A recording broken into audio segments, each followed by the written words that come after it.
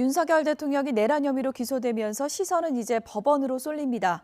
이르면 오늘 사건을 심리할 재판부가 결정될 전망입니다. 취재기자 연결돼 있습니다. 김태원 기자. 네, 검찰 특별수사본부입니다. 네, 윤석열 대통령 사건 어디에서 심리하게 될까요? 네, 서울중앙지법은 오늘 내란 우두머리 혐의로 기소된 윤석열 대통령 사건의 재판부를 배당할 전망입니다. 다음 달 몇 차례 공판 준비 기일을 거친 뒤 늦어도 3월부터는 본격적인 심리가 시작될 텐데요. 현재로선 중앙지법 형사 25부에 배당될 가능성이 커 보입니다. 내란 혐의로 기소된 피고인들 가운데 군사법원에서 재판받는 현역 군인들을 제외하면 형사 25부가 사실상 내란 사건을 전담하고 있기 때문입니다. 이렇게 되면 재판부가 윤 대통령 사건을 김용현 전 국방부 장관 등 공범들 사건과 병합해 심리할 가능성도 있습니다. 네, 윤 대통령 입장에서는 앞으로 탄핵 심판과 형사 재판을 동시에 받게 되는 거죠.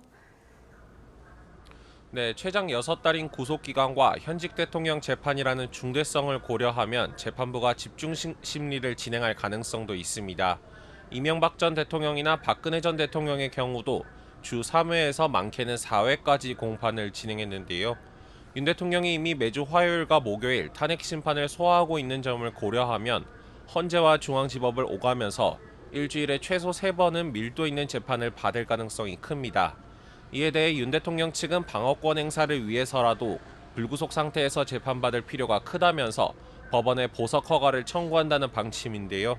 사건이 배당되면 재판부는 윤 대통령 측과 검사 측 입장을 들어본 뒤 보석 허가 여부를 결정할 것으로 보입니다. 윤 대통령 기소되면서 수사는 이제 마무리 단계로 보이는데요. 남은 쟁점들은 어떤 게 있을까요? 네, 윤 대통령 등 주요 피고인들에 대한 공소유지나 추가 수사가 필요한 의혹들이 있는 만큼 특수본 체제는 당분간 유지됩니다. 윗선에 대한 처분만 이뤄졌을 뿐이지 공범 사건이나 각종 고발 사건도 처리해야 한다는 건데요. 국회 봉쇄나 선관위 침투 작전에 관여한 일선 군 지휘관들이나 주요 인사 체포조 활동에 관여했다는 의혹을 받는 경찰과 국방부 조사본부 관계자들에 대해서도 수사가 이뤄지고 있습니다. 또 검찰은 앞서 윤 대통령을 기소할 때 내란 혐의만 적용하고 대통령의 불소추 특권이 적용되는 직권남용 혐의는 제외했는데요.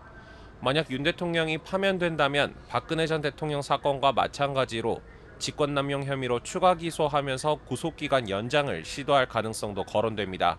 지금까지 검찰 특별수사본부에서 YTN 김태원입니다.